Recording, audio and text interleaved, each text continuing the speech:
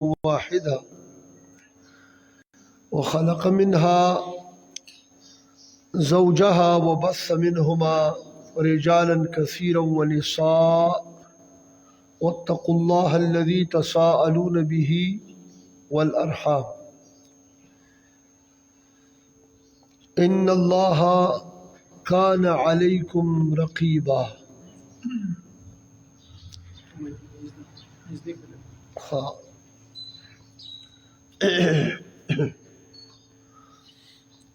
उस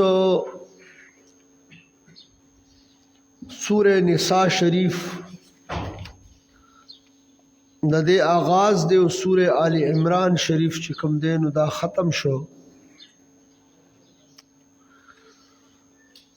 دا مبارک صورت چې دی نو دا مدنی صورت دی بالاتفاق. دا یو آیت کریمه چې هغه یا ایها الناس دی دا ورکې راغلی دی نو د دې هغه استثناء ده او اکثر له حکم د کلی یو ټول ایتونه اکثر ایتونه چې دی نو دا مدنی دی لہذا ټول صورت مبارک ته مدنی وویل شي.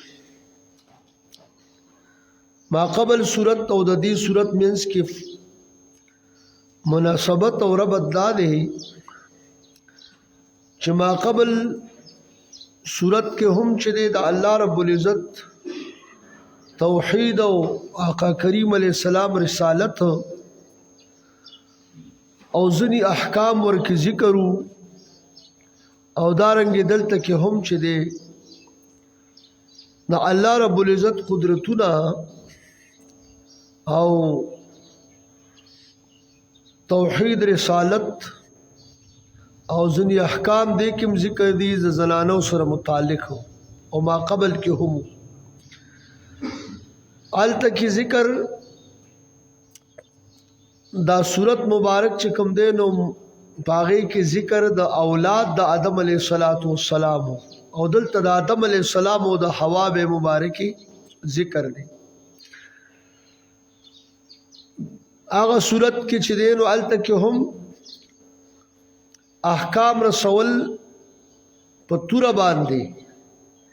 دې کوم چې دی نو په تور باندې د رسولو د احکامو گویا کی چې دې ذکر دې ځکه غم مدنی او دام مدنی. الله فرمایي جل جلاله بسم الله الرحمن الرحیم. خاص الله په نوم شروع کوم چې الله چې ډېر مهربان دی په مهربانه عام سره په دنیا کې په مؤمنانو په کافرانو. الرحیم چې الله چې ډېر مهربان دی په آخرت کې په مؤمنانو نه په کافرانو په دوستانو نه په دشمنانو. او سورۃ النساء ورته ځکه ویل کېږي چې دلته کې د سورۃ مبارک کې اکثریت احکامات چې دي د زنانو کې ذکر دي نو دغلته کې تسمیه د کل په اسم د جز سره چې دی نو هم کړی ده. یا ایها الناس اے خلق د مکی مورد خاص ته حکم چې دی نو عام دی. اتقوا ربکم ویریږئ د رب خپلنا یعنی ویریږئ د عذاب د رب خپلنا. نو چې یریدل لازم څنګه دا چې تابعداري د الله وکړي د کوم الله د کوم رب الذي خلقكم من نفس واحده هغه رب چې پیدا کړی تاسو لرا د یو نفس نه چې آدم علیه السلام مبارک دی. من نفس واحده د یو نفس نه چې هغه حضرت آدم علیه السلام مبارک نفس نفیس دی. وخلق منها زوجها او پیدا کړی دا منها د دې نفس دا آدم علیه السلام نه دې نفس نه دا ها ضمیر چې دی دا نفس تایید دی. زوجها بیبی د ګسې پختینه په جنت کې ښا وبص منهما اخوار کړي دي د دې دواړو نه د آدم علیه السلام او د حوا بینا رجالن کثیرا و نساء سړي ډېر او زنانه ډېر. واتقوا الله الذي تساءلون به والارحام او ویریږي د الله رب العزت نه هغه الله تساءلون چې تاسو یعنی تتساءلون تتساءلون به چې تاسو د یو بل نه سوال کوئ په د سره په نوم د سره. والارحام او ویریږي تاسو د سنا د کټ کولو د صله رحمینا دین ویریږي. ان الله کان علیکم رقیبا بشک الله رب العزت چې دې په تاسو باندې رقیبا حفاظت کوونکی د اعمال استاسو بدله بدرتا درکی. دې کې چې دینو ابه آدم علیہ السلام جنت کې आवाज او د الله قدرت او ځکه چې مخ کې دا باری تعالی فرمایلیو چې انی جاعل فی الارض خلیفہ. ابه چې کله د غس پخته د پیدا کړو علما لیکي چې د زنانه په دې د زنانه پخته چې دی دواړو طرفو ته برابر دی او د نارینه یو پخته چې دی غس طرف ته دا کمي. دې خبره پوه شو نو بیا آدم علیہ السلام مبارک داسې د خوب د پرکاله په حال کې دی شابه پیدا شول د غسی پخته نه دا پخته نسبتا داسې کګی کنه رستو بیا مسله راځي نو تاسو ته چې دا خبره ذهن بابا ورته اراده وکړه چې دا په خپل تصرف کې راولي. نو ملائکه ویل چې مه یا آدم یعنی لاس مور ولا تر سوچ دې مہر د دې دی ادا کړی حتا تؤدي مہرها. نو مہر سدي هغه دا چې ته پر نبی کریم علیه السلام مبارک باندې زمونږ استاد په آقا کریم صلی الله علیه وسلم مبارک باندې درود وای. یو روایت کې 3 پیری راغلی یو روایت کې 19 پیری راغلی او یو ځای مې د نظر راته پیری هم تیر شوی دی. بهرحال و دا دوه روایت چې دلته کې ذکر د دې کې اشاره د دې طرف ته چې نبی پاک علیه السلام مبارک چې کوم دی نو دا واسطه ده د هر موجود تر دې پورې چې د آدم علیه السلام مبارک د پارم الله وسیله ګرځولې ده. دا درود پاک شریف مہر دی کنه ها نو د دې وجه نه چې دی نو دا نکاح د جنت نه راغلی ده او دا به مہر چون آغا پر رسول الله علیه السلام باندې درود شریف ویلو ښا.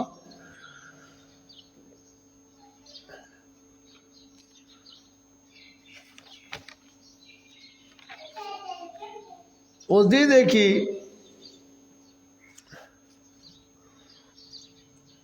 د آدم علیه السلام او د دې د جنت نه درېستو د پاره غبانه شولو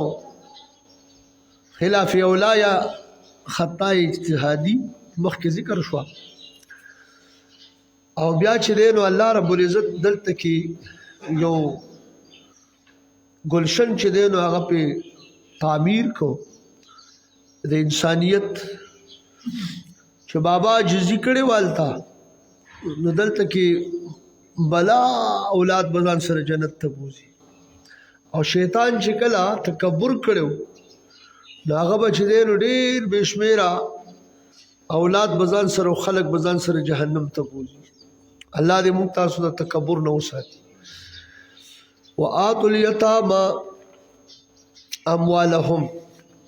او ورکوي تاسو یتیمانانو ته مالونه د دوی کله چې دی بلوغ ته ورسیږي د هغې په صلاحیت پکې پیدا شي. ولا تتبدلوا الخبيث بالطيب او تاسو مبدلوي خبيث یعنی حرام مال بالطيب په بدل د حلال کې چې تاسو حرام والے او دا حلال په ورکه دا پری دي. ولا تاکلوا اموالهم الى اموالکم او تاسو مخره مالونه د دوی د یتیمانانو الى اموالکم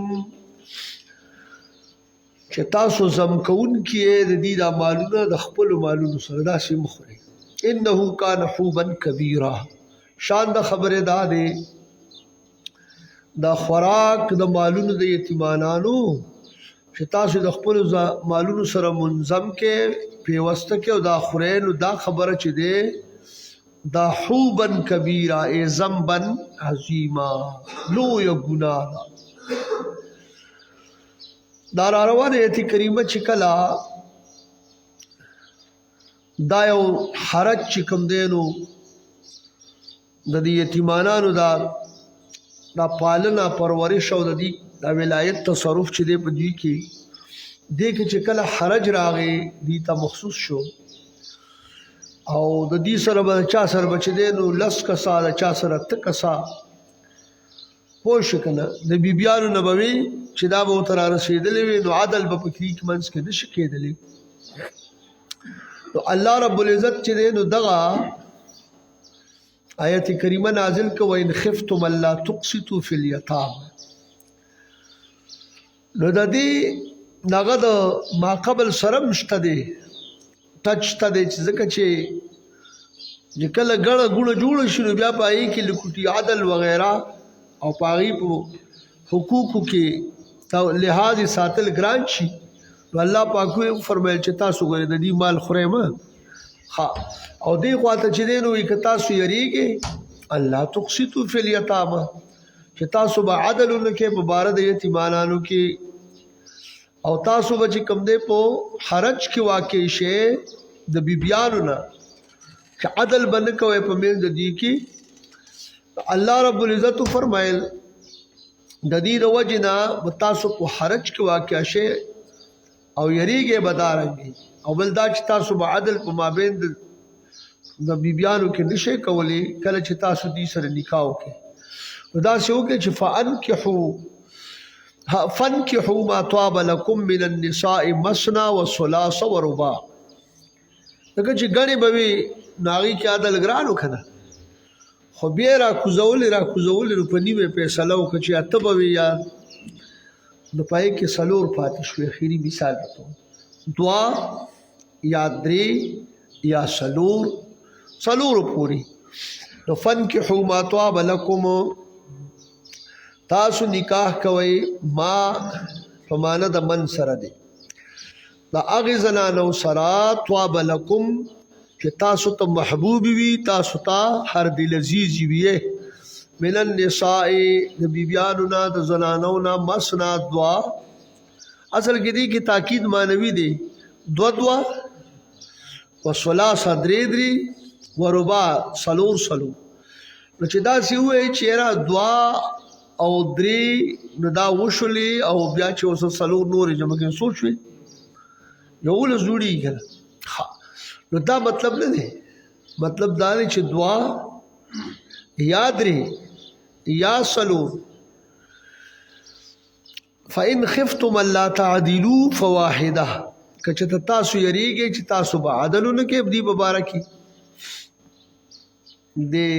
دو پمنس کی یا د درې پمنس کی یا د سلور شولې دی منس کی نو بیا فواحده بیا د یوې سره تاسو نکاح کوئ که یریږي چې داسې بهونه کې او کنه یریږي او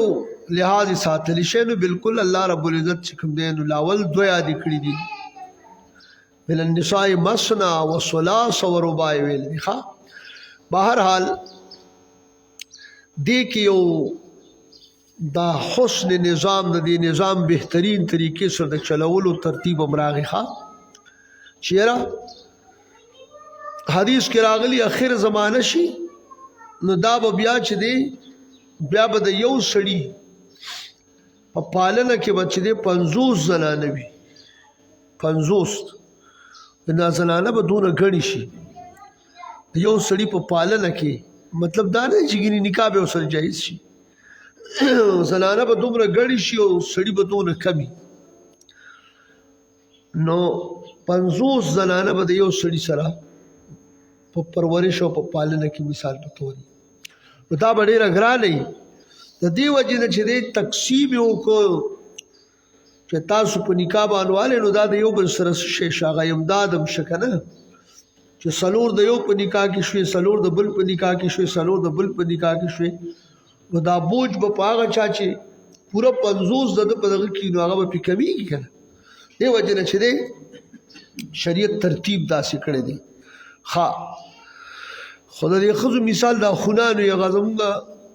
دغه به چې دی محترم صاحب به خبره کوله دا خون چې دی که نه پخوا به دغه کې خونانو بره جماعتونو کې به که نه اوسېدل به نو هغه به وایي چې هر څه به راللو بس وی به چې دا ټیک دي نو یو خون وی د هغه زوی و زوی و نو هغه یو پیره د پلار سره لګیا دي خبرې کوي چې بابا چې دا جومات یا اوږده اوږده جوماتونه به و که نه چې دا جومات د دې سر نه دا هغه سره پورې د دې خوراکونو لګېدلي دا سر ته سره او بیا ورته زه ورته ناست یو ته د یو طرف او زه د بل طرفه نو هغه اخونو ته وایي هغه پلار یې چې سرکوز یې بیا دې راته پکې بیړه جوړه کړه یعنې چې ځان یې ورسره یاد کړه نو بیا دې راته بیړه جوړه کړه که د دې زنانو مثال د بیړې د دغې د اخونانو دي وایي بیړه ځان ته نه جوړو دا نوړی چې دی دا یو دغه ولې ځان ته چې دی اوس په نیمه کومه هغه مثال دی بهرحال خو د الله رب العزت په کارونو کې چې دی نو څه دی ډېر خیر دی الله فرمایي جل جلاله اوس په دې ځای کې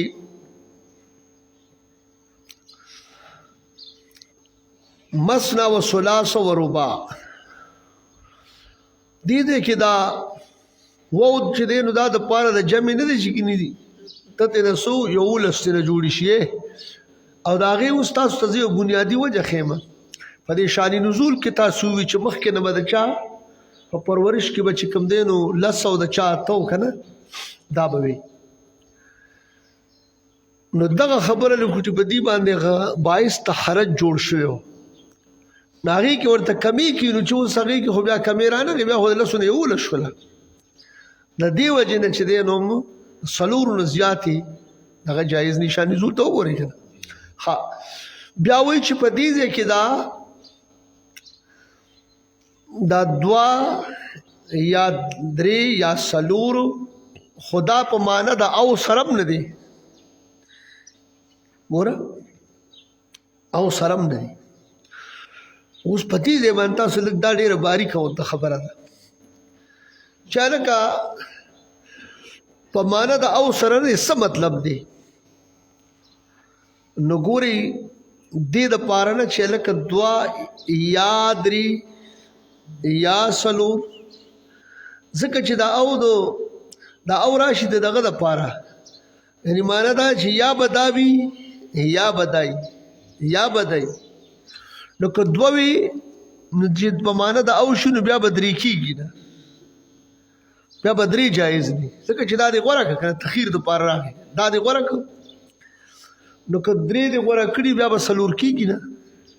د دې وجې نه چې دی نو دا یو نقطه پکې مفسرینو کړې ده خو دا فالواو لیست للعطف که دپاره د عطف شو نو بیا به چې دی نو لازم به شي دا چې دا بیان د جمع بشي نو 9 بشي او په دغې باندې چې دی نو ظاهریو اهل ظواهرو حکم کړی چې د 9 پورې پسې تللی شي پوه شوې ښه بله دا په معنا د اوم نه دی که داسې شي نو لازم به شي دا چې چا 2 بیبیانې غوره کړي جایز به وله 3 منی چې د انتقال د 2 نه 3 ته وکړي یا د 3 نه 4 ته وکړي داسې هم دی نو معنا دا ده چې په یو نکاح کې 4 بیبیانې ته ساتلی شي که ته 3 ساتې که ته 2 ساتې که ته 4 ساتې دا جایز دی الله فرمایي جل جلاله فإن خفتم ألا تعدلوا فواحدا او ما ملکت ایمانکم یا هغه چې یا اقتصار دی وکي په څه باندې په هغه څه باندې چې مالکان دي ښي لاسونه ستاسو د وینځو نه که مثال په طور باندې د حقوقو نه بیا هم یریږي او دا یره دونه مبزي شوي چې د یوې سره هم ناکام نشي کولی لکه ځینې وخت کې خلک وایي که نه لکه ستاسو خو به یو شپه هم څوک تېره نه کړي د تا د اخلاق او یا دغه بعضې زنانو کې هم داسې کور یې په سر راغستي او بعضې سړو کې داسې چې بس هغه ښځه ورته د مسلمان بچی نه ښکاري که نه الله فرمایي جل جلاله نو بیا وي خیر دی په وینځو باندې اکتفا وکړئ چې داسې نه ذالک ادنا الله تعولو دا نکاح د څلورو سره فقط یا د یوې سره یا د وینځو سره ادنا الله تعول دا ډیره اقرب ده الله تعولو دا چې تاسو ظلم ونه کې نو هغه ځای کې ته وایې چې څلور نو بیا څنګه مسله راغله نو مطلب دا دی چې دی په دې منځ کې چې طاقت الله چاله ورکړي نو کولی شي دا کمه تعداد د اتو نه یا د لسو نه راکم شکل وآتوا النساء صدقاتهن او ورکوي تاسو بیبیانو خپلو ته مهرونه د دوی صدقاتهن یا مهورهن نحلا یعنی په رضامندۍ سره په خوش طبعۍ سره فإن تبنا لكم عن شيء منه نفسا پس که چرته دا یعنی دوی رضا شي ستاسو دپاره د څه شي نه د مهر نه او تاسو ته هبه کي د خپل طرف نو فکلوه هنیئا مریئا نو بیا تاسو دا خورئ هنیئا طیبا مریئا یعنی محمود العاقبت چې ضرر پکې نشته په آخرت کې چې دې دله درکړي ته په خپله طبع باندې درته یې وبخي نو بس ټیک ده خورئ بیا ولا تؤتوا السفهاء اموالکم او تاسو چې کوم دی نو مه ورکوئ ای اولیاو د دې سفهاو دا چې کم عقل خلق دی نارینه دی زنانه دی یا ماشومان دي خو یاره که نارینه زنانه دی او هغې عقلونه یې هغه دي بوله دي داسې او مال په پیسو په دغه باندې نه پوهېږي نو دې ته مالونه تاسو مه ورکوئ ځکه چې هسې به یې ضایع کړي د دې لاسونو کې مه ورکوئ التي جعل الله یعنی معنا دا چې دا دې دا مالونه تاسو مه ورکوئ دې ته اگر چې د دې یتیمانان دي هغه چې ګرځولي دي الله تعالی ستاسو دپاره دا څه شی قیامن یعنی معنا دا چې تاسو د دوی په قایم یې تاسو په معاش خپل او په صلاح د دوی باندې د دې مالونو نو تاسو دا په غیر محل کې مږدئ یعنی په هغه ترتیب باندې مه ورکوئ چې هغه ضایع شي بلکې تاسو د دوی انتظامي امور په خپله باندې کوئ ورزقوهم فیها او تاسو خوروئ تاسو دوی ته د دې نه اطعموهم منها خوروئ تاسو دوی ته د دې نه وکسوهم او تاسو ته کپړه ورکوئ جامې پوشاک وقولوا لهم قولا معروفا او که دې درنه وغواړي نو تاسو دې ته ښکلې خبره ورته کوئ ښه خبره ورته کوئ چې بس بالکل انشاءالله چې کله تاسو د دې جوګه شئ والې ستاسو مال دې موږ څه کوو وابتلوا اليتامى حتى اذا بلغوا النکاح او تاسو امتحان کوئ په یتیمانانو باندې د بلوغ نه مخکې په باره د دین د دوی کې او په باره د او تصرف د دوی کې په احوالو د دوی کې تاسو ګورئ چېرې دي د دې قابل دي که نه دي د مال په دغه پوهېږي که نه پوهېږي حتی اذا بلغوا النکاح تر دې چې ورسېږي دوی نکاح ته یعنی بلوغ ته او د دې اهل وګرځېدو په احتلام سره یا د عمر په دغه سره نو زمونږ په مذهب حنفي کې 14 کاله تقریبا او شوافی وایي چې 15 کالو ته ورسیږي فإن آنستم منهم رشدا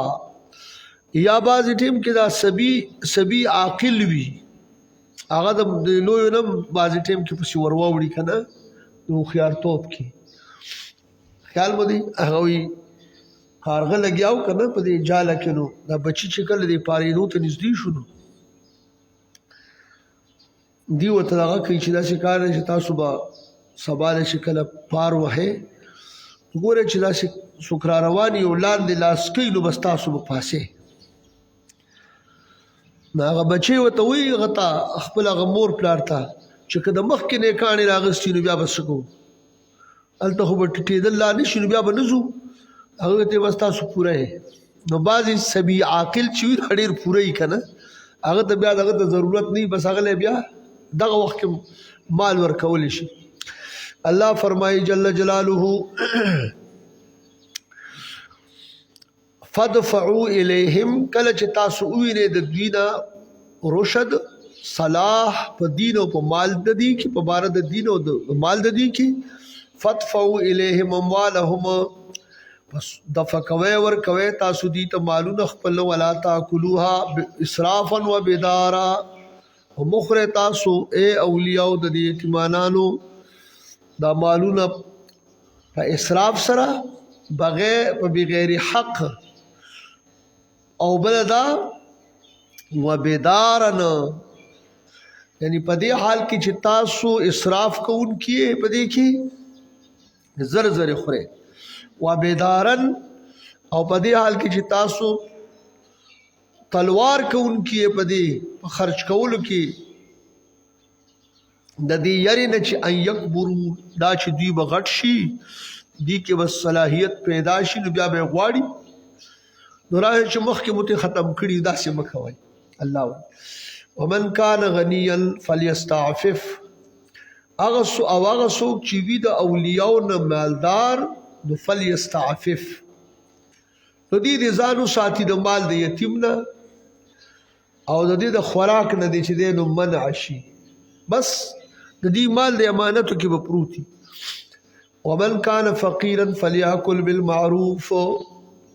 او هغه څوک چې فقیر وي محتاج وي د اولیاءو نه نو فلیاکل پس خوري دی د دې مال نه بالمعروف په ښه طریقې سره په اندازې د اجرت عمل خپل څومره چې مثال د مزدوري وکړه نو اوس به دا مال چې کوم دی نو دی له به ورکوي څه به چې کومې ګټي نو څه به دې ځان لالي د اجرت کې او څه به هغې له چې دی نو جمع کوي په دې طریقه خیر دی الله فرمایي جل جلاله فإذا دفعتم إليهم أموالهم کله چې تاسو ورکوئ دي ته یتیمانانو ته مالونه د دوی فاشهدوا علیهم تاسو گواه مقرروئ په دوی باندې چې تاسو کله مال ورکوئ نو گواه په مقرر کې سباله در باندې بیا دعوه نه کوي ښه وکفا بالله حسیبا او کافی دی الله رب العزت د حساب د اعمالو د مخلوق د پاره د شي د یعنی حافظ دی د اعمالو د مخلوق باندې او د محاسبه په جوړ باندې الله رب العزت کافی دی په دور جاهلیت کې به یو معاملہ کېدله اب داسې و چې کله به یو سړی مړ شو نو دا زنانه به چې کوم دی او ماشومان نو دا به خلکو په میراث کې اخیستل ډیری کې په ډیری کې به هغه هم تقسیم شو که مور به نو بس مور به واسه بیا کې به چې خرڅول وکړو چې څه به کول جاهلیت وکړ نو الله رب العزت چې کوم دی نو یا دا چې مثلا یو خو دغه خرابي په دې معاشره کې وه یو دا و چې دلته کې د دې آیت کریمې شان نزول دا دی دا مخکې چې را روان ده چې دوی به زنانو ته او ماشومانو ته میراث نه ورکو لکه نن سبا چې جاهلیت هغه دوره شروع ده زنانو ته او ماشومانو ته دې ته به چې کوم دی نو میراث نه ورکو نو الله رب العزت د دې د پاره چې دی نو احکامات جاری کړل. نو الله فرمایي للرجال نصیب مما ترک الوالدان والاقربون، د پاره د سړو د اولاد کې چې کوم الکان دي یا په دې اقرباو کې سړي دي چې هغه د میراث مستحق دي، نو دې لپاره حصہ د سنه ده مما ترک الوالدان والاقربون، دا هغه مال چې پرې ښودلي وي مور او پلار یا رشتہ دارانو، د هغې دپاره خپل حصه ده. وللنساء نصیب مما ترک الوالدان والاقربون، او د پاره د زنانو حصہ ده د هغه مال چې پرې ښودلي دي مور او پلار یا رشتہ دارانو، مما قل منه او کثر، د مال نه که ډېر وي او که لږ وي او که ډېر وي. نصیبا مفروضه، حصہ مقرر کړې شوې ده، مقطوعه حصہ ده، لکه د زوی دپاره چې للذکر مثل حظ الانثیین مثال په طور. واذا حضر القسمة اولو القربى، په هغه وخت کې او په هغه وخت کې چې حاضر شي تقسیم ته د میراث تقسیم ته اولو القربى خاوندان د قرابت، هغه څوک چې د هغې دپاره برخه نه وي د میراث نه. والیتامى یتیمانان والمساکین مسکینان فرزقوهم منه، نو ورکې تاسو دوی ته د دې نه علی سبیل الاستحباب، خیر علی سبیل الوجوب نه چې برخې نه نو واجب نه چې خامخا ولورکړي، خو چې کله تقسیم کیږي نو که څوک یتیمانان راغلي، لکه اوس تاسو ته مثال ویم، یو سړی دی هغه د خپل پلار په موجودګۍ کې مړ شو او د ده بچي پاتې شو، نیکه لا ژوندی دی او زوی مړ شو، د دغه زوی بچي پاتې شو او نورو ترونه هم شته دی، نور وارثان هم شته. نو شریعت چې دی نو دا خو یتیمانان دي، دی له پکې تاسو ورکړه وکړي، رشتہ داران دي ورکړه دې وله وکړي، خو دا واجب نه دي په د عائلي قانون کې د دې په بنیاد باندې دغه مقرر شوی دی چې د نوسي دپاره چې دی نو بیا د نیکه په مال کې برخه شته. تاسو خیال لکه او قرآني مسله دا ده چې علی سبیل الوجوب نشته، او که سړی احسان کوي د هغې سره ورکړي وله نو خبره ده. الله فرمایي جل جلاله وقولوا لهم قولا معروفا، وایه تاسو دوی ته کله چې دا وارثان ماشومان وي قولا معروفا، خبره ښه، په دې خبره پوه شئ، تاسو ته عذر وکړئ چې تاسو چې کوم دی نو لا طاقت ته دې نه لرئ او تاسو ماشومان یې، انشاءالله تاسو به موږ نه خفه کوو، تاسو به موږ برخه کوو که نه، داسې ترتیب سره. بیا چا ویلی دي که دا په وجوب باندې حمل و نو دا منسوخ دی، او که مثال په طور باندې په وجوب باندې نو په نطب باندې دی نو بس حسن باقی دی، سړی خپل مال نه برخه ورکړي. ټیک ده.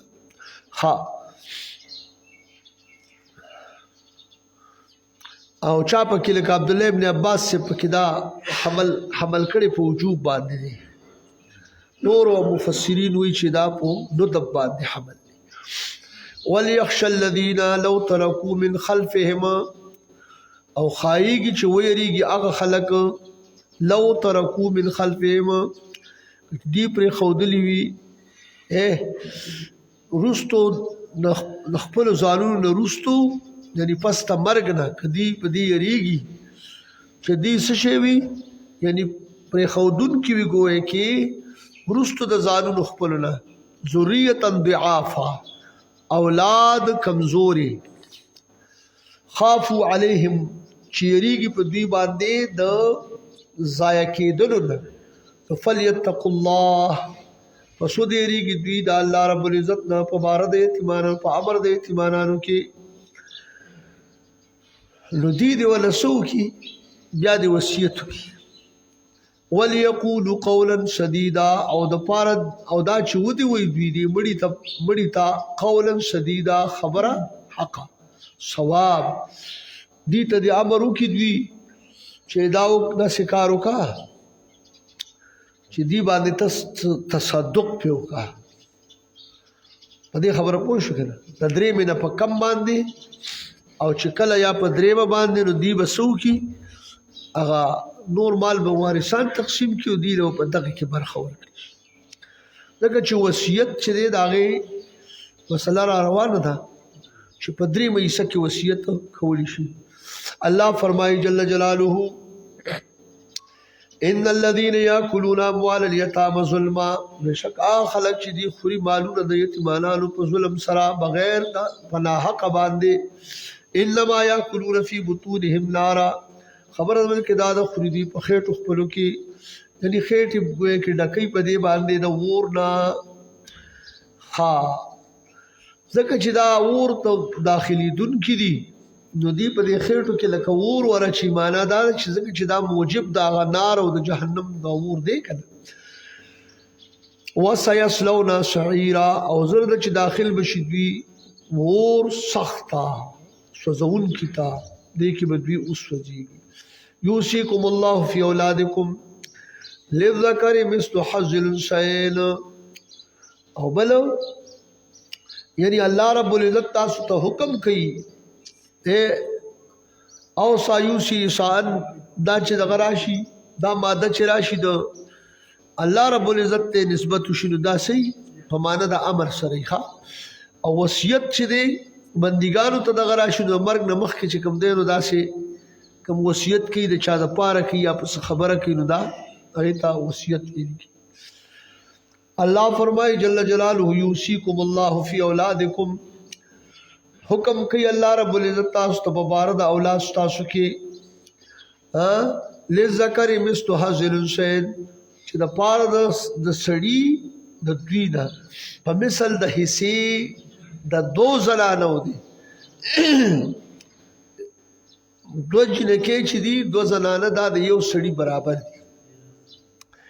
یعنی معنا دا ده چې یو زوی پاتې شو او دوه لوڼه پاتې شو دا مال به دوه ځای شي نو یو حصه به دوی ته ورکړی شي او یو حصه به زوی ته الله فرمایي جل جلاله فإن كن نساء فوق اثنتين بس که چرته وي دا اولاد زنانه یوازې زنانه خود زیاتې د دوو نه نو فلهن ثلثا ما ترک پس د دې لپاره چې کوم دی نو ثلثان دی دو ثلث دي د هغه مال چې پرې ښودلي وي دي مړي پوش که دا سړی چې مړ شو د پرېښي دي د کوز مثال په طور باندې دا لوڼې دي دا د دو دي یا د دو نه زیاتې دي نو دې دپاره ثلثان ورته ویل کېږي 2/3 پوه شوې په دریو کې 2/3 چې ورته موږ وایو ثلثان 2 ثلثه فلهما الثلثان مما ترک پس د دې دواړو دپاره چې کوم دی نو ثلثان دی د هغه مال نه چې پرې ښودلي وي دی مړي د پلار پرې ښودلي وي ان کانت واحدة که چېرته دا لور یوه وي فلها النصف نو دې دپاره بیا نیم مال دی 1/2 نیم مال ولأبويه لكل واحد منهما السدس او که چرته مثال په تور مور او پلار پاتې شو الله رب العزت فرمایي د مور او د پلار د پاره د هر یو د دې دواړو نه چې دی السدس دی 1/6 د پلار د پاره 1/6 د چا د پاره د مور د پاره خدا په دغه صورت کې چې کله د دې مړي اولاد وي ها مما ترکا د هغه مال نه یا د بعضې د هغه مال نه چې دا سدس خو بعضې حصه ده که نه خو د هغه مال نه چې دی چې پرې ښودلي وي دي زوی مړ دی مور پلار پاتې دي نو په 1/6 به پلار ته 1/6 به مور ته لاړه شي او دا نور مال به چې دی د بچو ته کې لکه مثال په طور زه تاسو ته وي یو سړی مړ شو بلفرس مړ شو دوی لوڼه پاتې شوې او دی خو مور او پلار پاتې شو نو د مور او پلار ته به چې دی په دې دا مسله به د شپږو نه شي نو یو یو به د مور پلار ته شي او دا څلور چې دي نو دا د دې لوڼو شو نو که دوی نو دوه به د یوې لور او دوه د بلې ثلثان دي که نه ها الله فرمایي جل جلاله ها فإن لم يكن ان کان له ولد کچتوی د پاره ولد بچی نو د مور پلار د پاره بیا شپږم دا فإن لم يكن له ولد اس کچته او ولد نو دی مړي وورثه ابواه او میراث ته نوړو چا یعنی مور او پلار ته نه میراث ورو فقط نو فلی امه الثلث د مور د پاره چې کوم دی نو ثلث دی او باقی مال چې دی علی سبیل العصوبت دا د پلار دی لکه چې اولاد یې نشته او که چېرته بیبي وي نو بیا به بیبي له دې خپله برخه ورکړي که اولاد یې ونو اتمه 1/8 او که اولاد یې نو نو بیا څلورمه دې خبره پوه شوې الله فرمایي جل جلاله فلأمه الثلث بس د مور د دې مړي د پاره درېیمه حصہ د ثلث مال ورته ویل کېږي ها فإن كان له إخوة پس که چې توی د پاره د دې مړي روڼه اخوا دوا یا د دو نه زیات نو فلأمه السدس دا اوس هغه ځای دی که نه چې د مور د پاره شپږمه دا د دې مور دا حصې د درېیمې نه را دې خوا را کمه کړه شپږمې ته راله خو د دې وروڼو خویندو دپاره چې کله پلار موجود دی نو د وروڼو خویندو دپاره څه نشته پوه شوې نو دلته کې حجب دوه قسمه دی یو حجب نقصان دی یو حجب حرمان دی نو حجب نقصان چې دی نو هغه مثال لکه د شابسي دارونه خویند دارونه ولګېدله نو د مور له چې کوم دی نو دی په حجب نقصان سره ثلث نه سدس ته راوسته او حجب حرمان دې ته ویل کېږي چې شابسي پلار د محروم کړو دا دارونه چې دي اخوا نو د پلار د وجې نه هغه محروم شو دا حجب دی حجب حرمان دی اوس که دا پلار نه وي نو بیا به د وروڼو ته دارونه بیا سبب وخه الله فرمایي جل جلاله فإن كان له إخوة فلأمه السدس پس که چته وي د پاره رونه دوا یا د دو نه زیات هغه ولد هغه چې کوم دی نو ذکور وي که اناث وي دا ټول ته شامل دي فلأمه السدس بیا د مور د پاره شپږمه ده او باقی چې کوم دی د پلار د پاره من بعد وصیت یوصي بها او دین پس دا غنا پس د تنفیذ د وصیت نه چې وصیت پکړی وي دی مړی په دې سره او دین یا قرض په باندې وي دې خبره پوه شئ کنه الله فرمایي جل جلاله فریضه من الله دا فریضه ده چې فرض کړی الله رب العزت دا د الله رب العزت د طرف نه یو فریضه ده چې الله مقرر کړی حصہ لخوا یعنی ففرض لكم الميراث فريضه دا فريضه چې دی نو دا مفعول مطلق واقع کیږي دا غا فعل محذوفه له ان الله كان عليما حكيما جی ها او تش آباؤکم و ابناؤکم لا تدرون ایهم اقرب لكم نفعا سید پلاران ستاسو او زامن ستاسو تاسو از خود نه پوهیږئ تدرون ها درایت نفی چې دی نو دا مو خو پوهیږو چې کوم یو زیات دغه دی استاسو ته چې مثال په تور باندې یو وی لکه اصل د میت یو چې کوم دی نو سدي جزء المیت یو چې دی نو جزء ابي دی او بل چې کوم دی جدي دی دا بل خو هم پوهیږو خدا چې کوم دی نو په څه باندې درایت دلته ولا تدرون لا تدرون ویلې ګور الله رب العزت دی کلام دا نازکه ته وګورئ لا تدرون ایهم از خود نه پوهیږئ تاسو لکه بل ځای کې چې تاسو دا درایت خبره شوې ده وما تدري نفس بأي ارض تموت از خود دا نفس نه پوهیږي چې به کوم ازمکه مري هلته دا تدری راغلی دی په دې خبره پوه شوې ها اوس وګورئ لکه څنګه چې په دې قبر کې دا مړی چې دی نو بیا پورا عربان د ځانه جوړ کړي که نه چې سوال ترې نه کوي نو څه وایي هلکه تپوس کوي من ربکا نو دی وایي ها لا ادري اقول ما قال الناس زه په خپله پوهېدم نه او څه مې چې خلکو وی جمعه هغه وي نو څه مې ویلې هغه دغه چې کوم دی تقلید غیر شرعي مې کوم لګیاو ما که چا به راته وایي چې پیغمبر اسم زما او ستا په شان دی ما وایي بس دی نو داسې خبرې مې کوم نو هلته وایي لا ادري ځکه ورته بیا وایي لا تلیته ولا درېته نه په خپله پوهېدی او نه چې کوم دی نو لوستل دې کولو نه دې زده کړه کړې ده لوستل دې کړي او نه پوهېدلې په خپله که نه یعنې د عوامو خبره ځان دې مشروطه جوړ کړی او په غلطو پسې روان وي خود به بس دغه حال به نو تاسو ګورئ جی الله فرمایي جل جلاله آباؤکم و ابناؤکم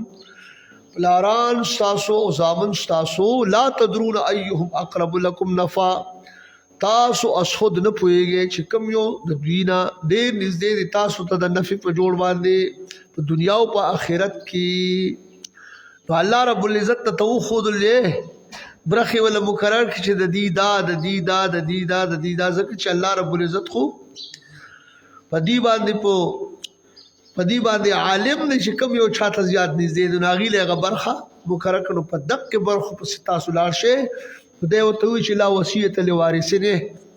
وارث دپاره وصیت نشته بس هغه الله پاک مقرر کړي الله فرمایي جل جلاله فریضة من الله فرض کړي الله تعالی ستاسو دپاره میراث دا فریضه ده فریضې په جوړ من الله الله رب العزت د طرف نه ان الله کان علیما حکیما بېشک الله تعالی چې دی په مخلوق پل باندې علم لرونکي او حکیمه حکمت والا دی کار خپل کی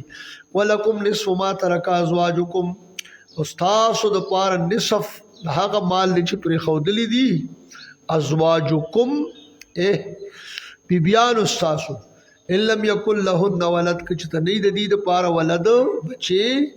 استاسو د پاره بیا د دې خزي په مال کې نصف دی پوه شو بچي د دنه یو کده بل خاون نه خو چې زنانه مړه شي بچی نه نو د خاوند دپاره نیمه الله فرمایي جل جلاله ان لم یکن لهن ولد که چېرته نه د دوی دپاره ولد بچی ستاسو نه یا د غیر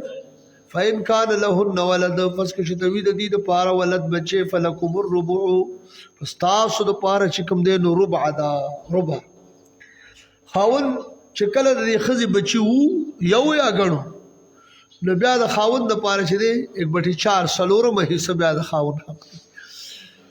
مما ترکنا د هغه مال نه چې پرېښودلي وي دي زنانو من بعد وصیت یوصي د بها او دین پس د وصیت نه چې وصیت کړي دوی په دې سره او دین یا پې باندې قرض وي اوس دې کې دا یو ترتیب تاسو دې کې وساتئ بیا مې د ذهن نه ونوځي کله چې دا بنی آدم مړ شي نو لاول به دا ترتیب دی کې ذکر شي په دې آیتونو کې لاول به چې کوم دی نو داسې کار وکړي چې د ګورو کفن به د مال نه به چې دی د هر یو شو ګورو کفن د هر یو شی به برابر شي بیا به چې دی د باندې قرض وي په دې میت باندې نو هغه قرض به د کل مال نه ادا شي بیا که څه مال پاتې شو نو بیا که وصیت یې کړي نو درېیمه حصه کې یا د هغې نه په کم کې خو په درېیمې نه په زیاته کې وصیت نه صحیح کېږي ځکه چې دا وصیت چې کوم دی نو وایي دا چې څومره کمیږي نو دا بهتر کېږي دارنګې چې کله وصیت پوره شو نو بیا حق د وارثانو دی نو بیا به چې د کوم مال پاتې شوي نو هغه به بیا په وارثانو کې تقسیم کړي شي دې خبره پوه شو ګوره ګورو کفن راغی قرض راغی وصیت راغی خو دا قرض دوه قسمه دی یو قرض د خالق دی یو قرض د مخلوق دی قرض د مخلوق چې دی هغه خو پکې هر سړی په دې پوهېږي چې د مخلوق قرض به وباسي خو د خالق دا قرض دا به وباسي د باندې مثال په طور باندې څه فدیې سو دغه مغه وغیره یي دغه به وکړي د منځونو کفارې فدیې وغیره دا به چې کوم دی نو څه کي دا به امتنا درکړي بیا که وصیت چا د پاره کړی و نو هغه وصیت ما تاسو ته ووایي چې د 3 مهینې په زیاته نه صحیح کېږي او په هغې کې به چې کوم دی نو هغه نافظ شي او د دغې نه وروستو بیا د وارثانو حق دی اوس که د صاحب وصیت کړی و چې هلکه زما په مال کې چې دی په 3 حصه کې زما ما باندې څه فدیې کفارې وغیره وغیره دي دا هم لرکې او بیا د وارثانو هغه ونه کړو دا ګناهګار دي او که وصیت یې نه کړي نو بیا د وارثانو تبرع احسانا بیا داسې کولی شي الله فرمایي جل جلاله من بعد وصیت یوصین بها او دین ولهن او د پاره د دې زنانو چې کله دا غنی وي سلور وي یا 3 وي یا 2 وي کدا ته متعدد وي او کدا متعدد نه اور ربع مما ترکتم سلورم حصہ دا د میراثنا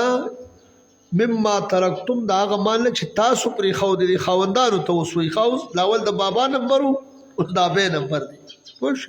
ها وکړه دا د بابا وار او کړه دا دی ته وراغه خبره نو لاول د بابا ته چې ستا پکې نیمه ده اولاد نو ستا سلورم ده اولاد وو او سبه ته و چې دیم څه دغه خو راوړل نه دی به امریکا نه چې دا سړی مړ شو اوس ستا نمبر دی شابه سلورم یې صدا که اولاد وو او که اولاد نو نو بیا اتم ده 1/4 کا اولاد 9 1/8 کا اولاد وہ خا اللہ فرمائی جل جلالہ فَإِن كَانَ لَكُمْ وَلَدٌ پس که چنوی ستاسو د پارا ولد بچے د دوینا یا د غیر د دینا سړی د پارا بچے دے فَلَهُنَّ السُّمُنُ پس د دې د پارا چې دے سمن دے مما ترکتم دا غمان چې تاسو پرې خودلی وی خوندانو من بعد وصیت توصون بها او دے پس د وصیت نه چې وصیت کړی وی تاسو په دې سره یا قرض وی پی دا قرض دغه شی وصیت په پوره شي دې کې دا چې دا غبطره او باسلی شي نو بیا ورستو وارثانو ته راځي و ان کان رجل یورث کلالا او کچرته وی سړی چې میراث کې وړل شي په دې حال کې چې دې کلالوي سړی نو بیا یعنی لا والد له ولا ولد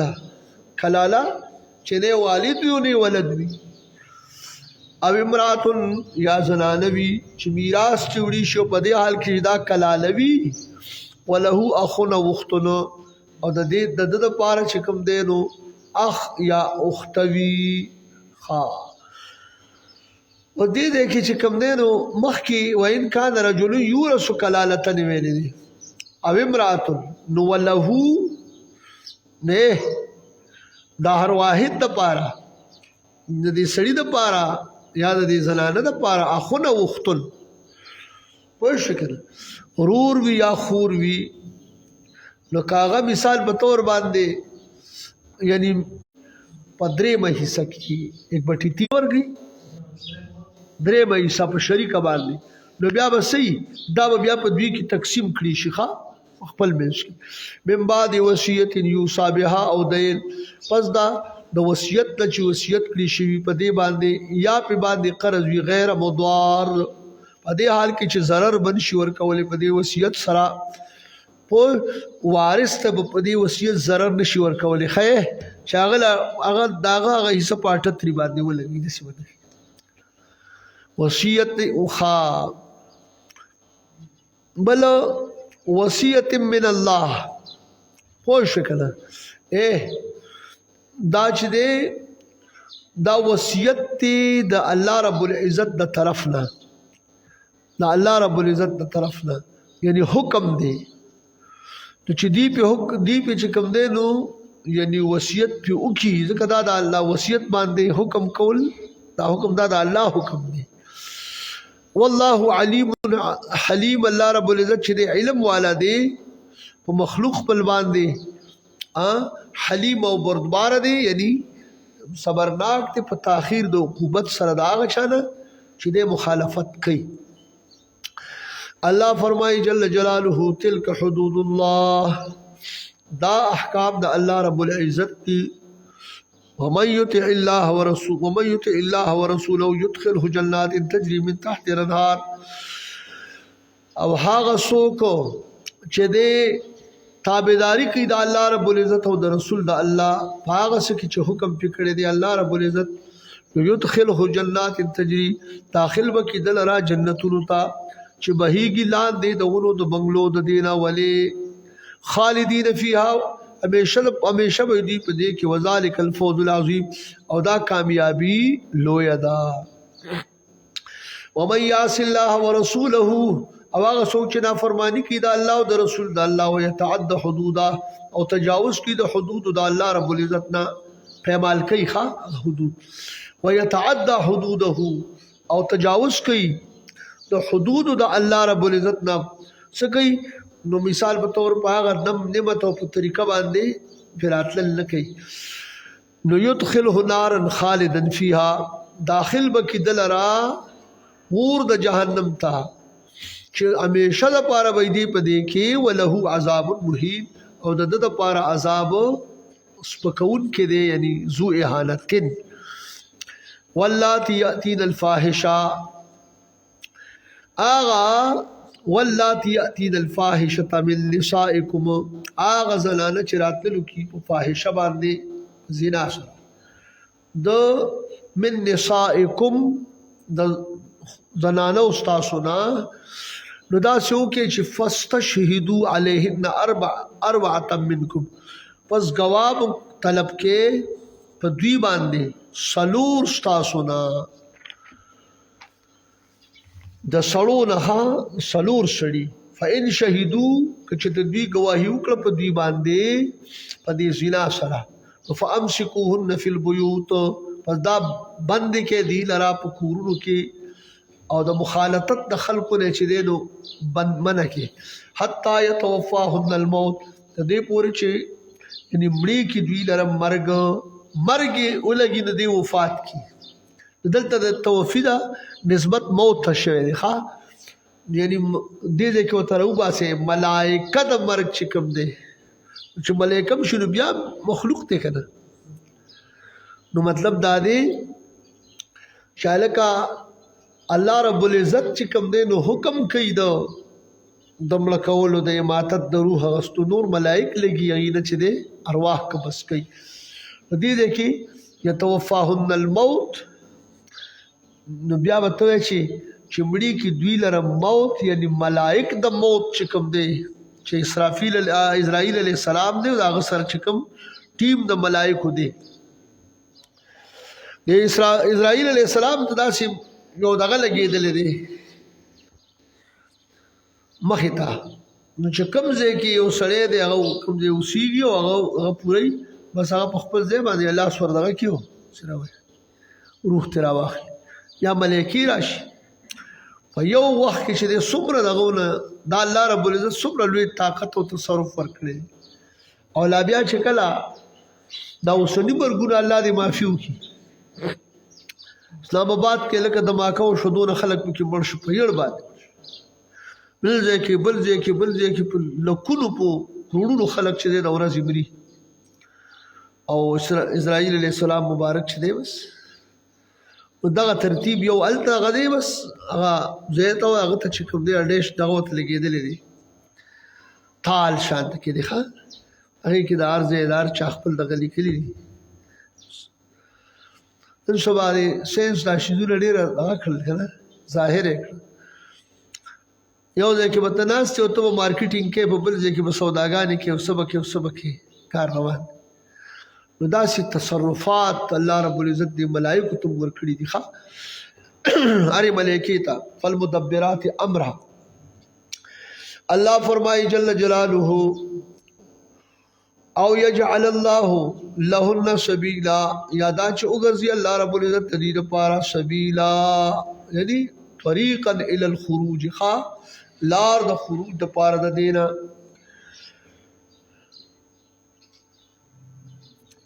نبی رسول الله صلی الله علیه وسلم مبارک فرمایل چې د حد خبره چې کوم دی نو کې بیان شولا، نو محبوب علیہ السلام فرمایي چې خذوا عني قد جعل الله لهن سبیلا. امام مسلم رحمه الله حدیث ذکر کړي، دلته کې مفسرینو او ذکر کړي چې زمانه واخلې الله تعالی د دې لپاره لار ګرځولې ده. واللذان یاتیانها چې هغه څه شی دی، هغه دا ده چې کوم زنانه به خالی نه یا به چې دی نو دا سوي یا به شادي شوده وي یا به غیر شادي شوده وي. که غیر شادي شوده وي نو د هغې دپاره 100 کروڑې هلک سړی دی او که زنانه ده 100 کروڑې، او که نه غیر شادي شوده وي نو 100 کروڑې، او که نه شادي شوده وي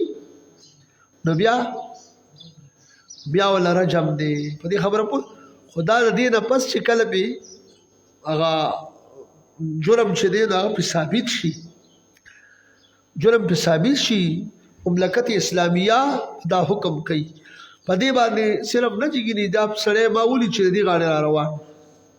سر خلک داسې وي دی غاړه را روانو د شتو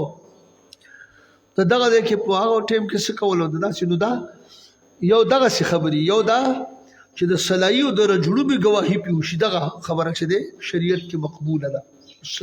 صلاحیو د رجلو به ښه. الله فرمایي جل جلاله واللذان یاتیانها، او هغه دوه کسان چې دی راتللو کې یو بل منکم ستاسو نه سړی په سړي سره لواتت، مراد ترې سره لواتت منکم ستاسو نه د سړو نه فآذوهما،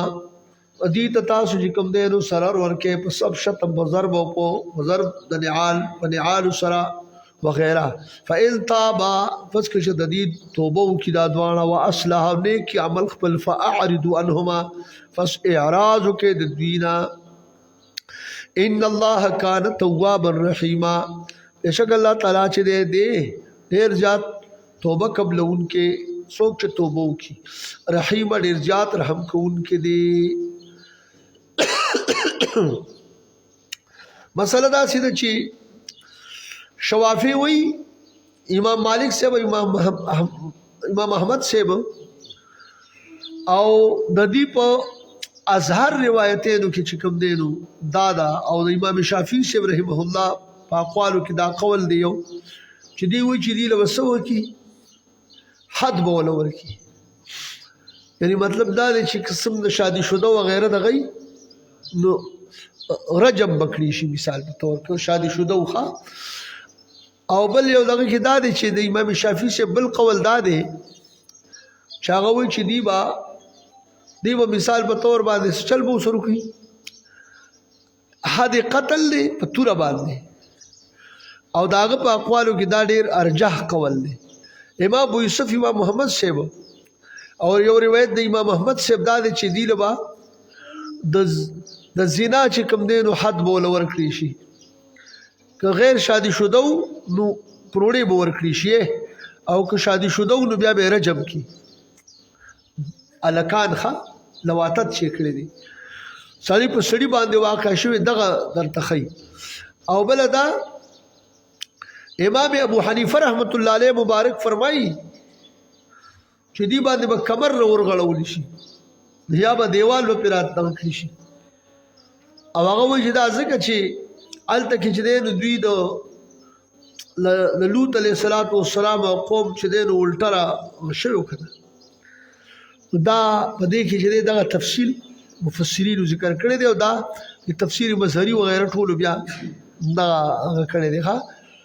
تفسیر مظهری په صفحه نمبر 45 کې دغه اقوال چې ما کوم ذکر کړم دا موجود دي. نور علماء چې د دې ذکر کړي خدای هغه نه چھوڑ ما تاسو ته. الله فرمایي جل جلاله انما التوبه على الله خبره به کدار توبه چې کوم دی نو دا قبلول د توبې په الله رب العزت باندې دي ګوره انما التوبه على الله تاسو وګورئ التي كتب على نفسه قبولها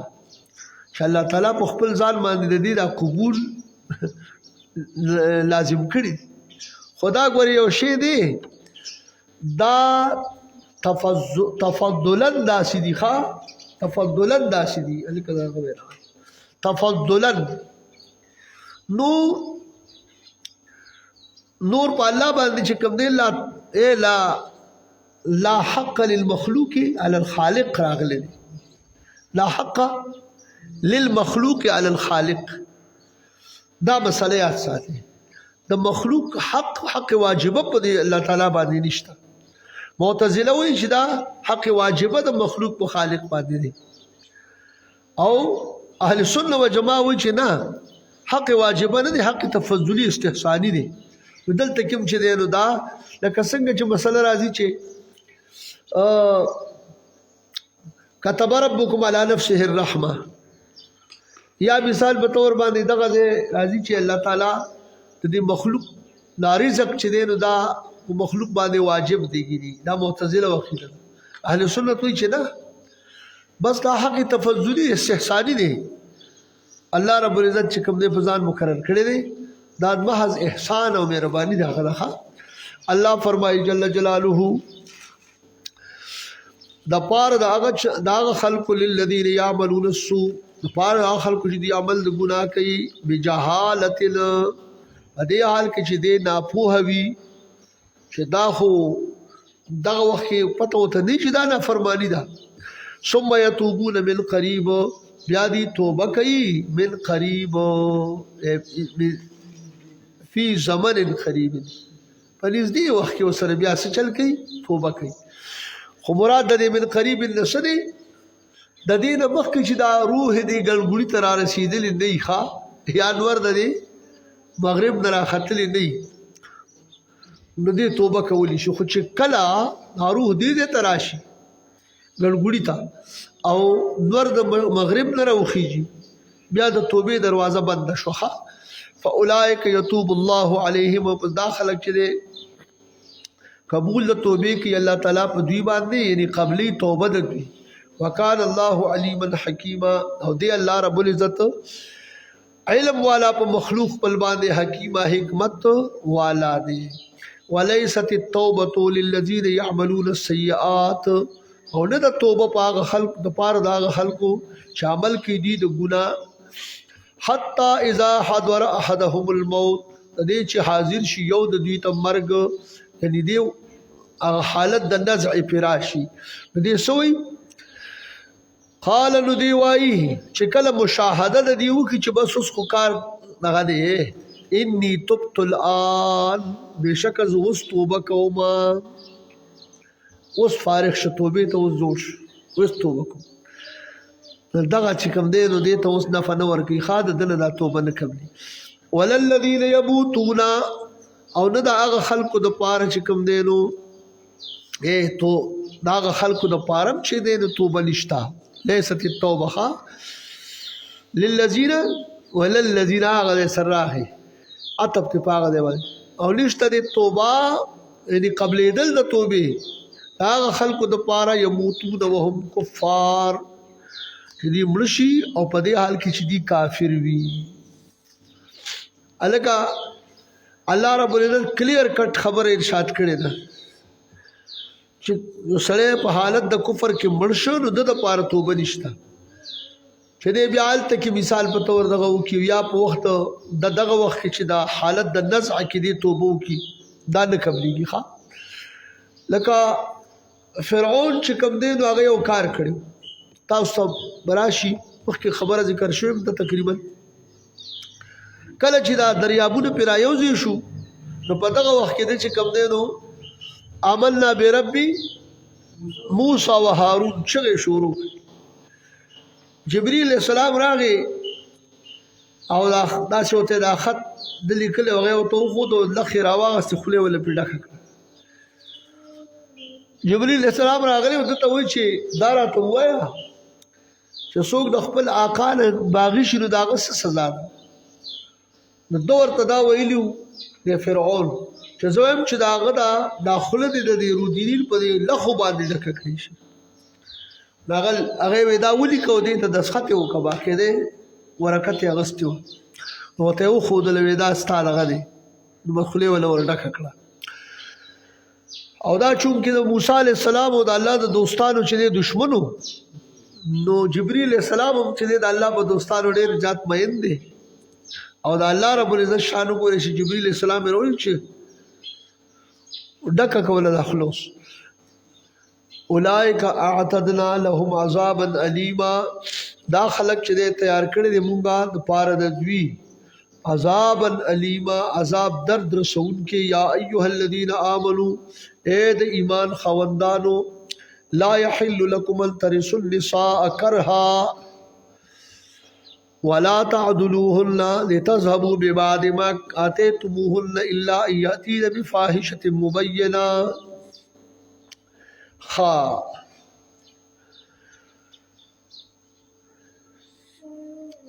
کله چې یو سړی مړ شو، جاهلیت کې دا خبره وه، کله چې به یو سړی مړ شو نو د ده اولیاء چې به وو نو د ده د ښځې ته به ډېر حقدار وو. که د دې به خوښه وه نو بس نکاح به ورسره وکړله، او که خوښه به وه نو بل به په نکاح ورکړله. یو قسم ته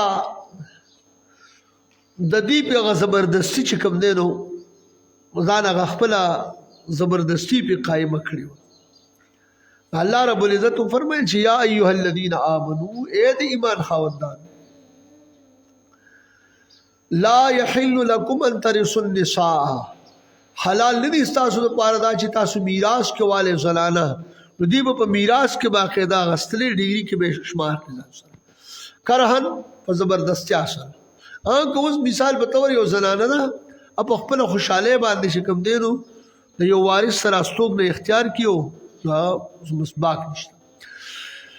ولا تعدلوهن، او تاسو چې کوم دی مه منع کوئ د دې بیبیانې چې دا کوم سړي مړ شو، لتذهبوا ببعض ما آتیتموهن،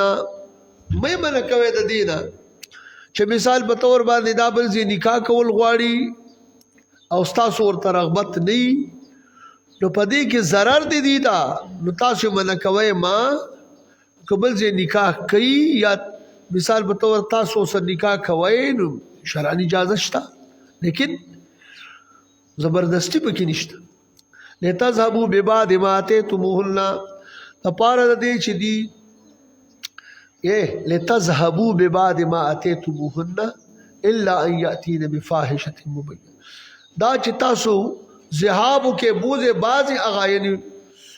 بعضې هغه چې ورکړي دي تاسو دوی ته د مهر نه چې تاسو ترې دا واپس والی دي، د دې لپاره الا ان یأتینا بفاحشة مبینه، مګر دا چې راتللو کې دي په فاحشه واضحه باندې، یعنی څه معنا په زنا باندې راتللو کې، نو بس بیا چې دی بیا دې ته چې کوم دی نو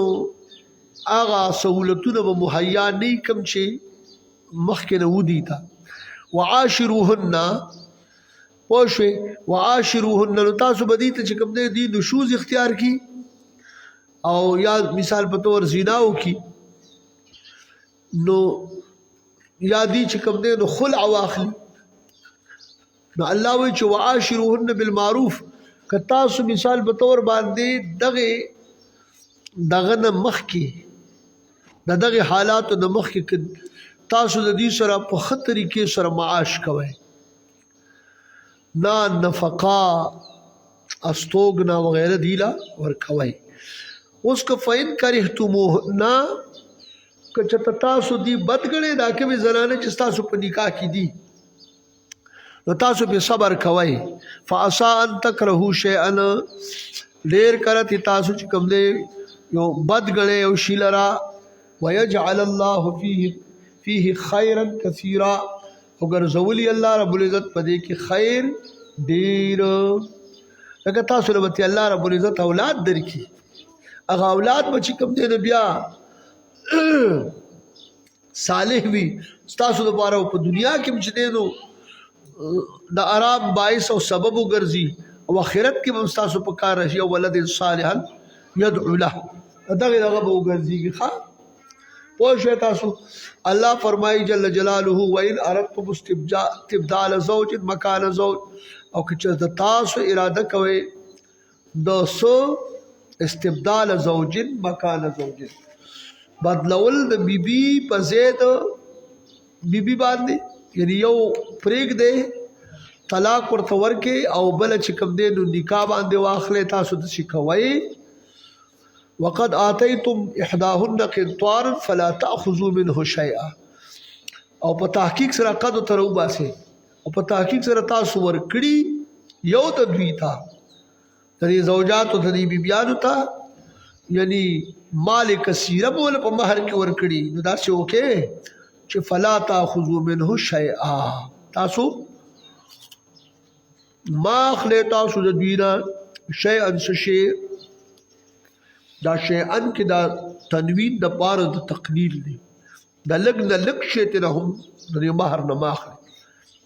ځکه تاسو غوړه مزي غواړي چې دا پرې دی اوس بل کوي کنه نو دی له مہر چې تاسو کوم ورکړی دی بس دا د دې حق دی دې خبره پوښي الله فرمایي جل جلاله اتاخذونه بهتانا واسما مبينا آیا تاسو اخله دی لره بهتانا ای ظلمن و اسما مبینا او گناہ مبینا ای بینن خوا په دې حال کې چې تاسو اخله دا ظلمن او په گناہ ظاهره یعنی مطلب دا دی چې دا بهتانم شو ظلم شو او دا ظاهره گناہ چې تاسو د دینه دې مہر نه شي اخلي ها وكيف تأخذونه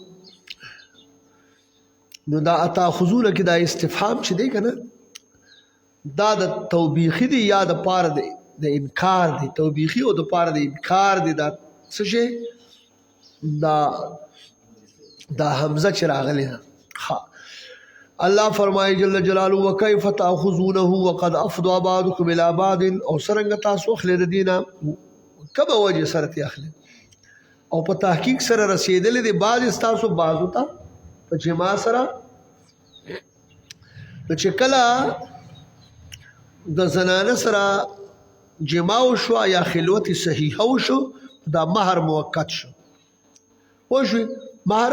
موقت شو نوست دا بیا غستې نشي دا د حق وګرځي واخذنا منکم میثاقا غلیظا او غستلې تاسو غستلې دوی تاسو نه وعده کلکه چاغه امر دی د الله تعالی چې تاسو دی اپ بندوي په خطرې کې سر په نکاح کې اپ رګره په خطرې کې الله فرمای ولا تنكحوا ما نكح اباؤكم او تاسو چې کوم دی نکاح مکوي دا ما په معنا ده من سره دی او تاسو نکاح مکوي د اغه زنانو سره نکح اباؤكم من النساء چې نکاح کړی وي پلاران تاسو سره د زنانو نه پلارانو چې پلارو سره نکاح کړی هغه تاسو وي مور ته وي مور دا د مېندو سره نکاح مکوي الا ما قد سلم مگر چې مخکې تیر شوی دي د مور سره چې دی نکاح په جاهلیت کې داوا ګوره چې یو سړی دی هغه سلور خزي دي نو دی خو به یوې مور پیدا کړي نو دا نورم د مېندې دي جواز اداره چې د خپل مور سره باندې کې نکاح د نور سره کدا ټول د پارسي دا حرام ها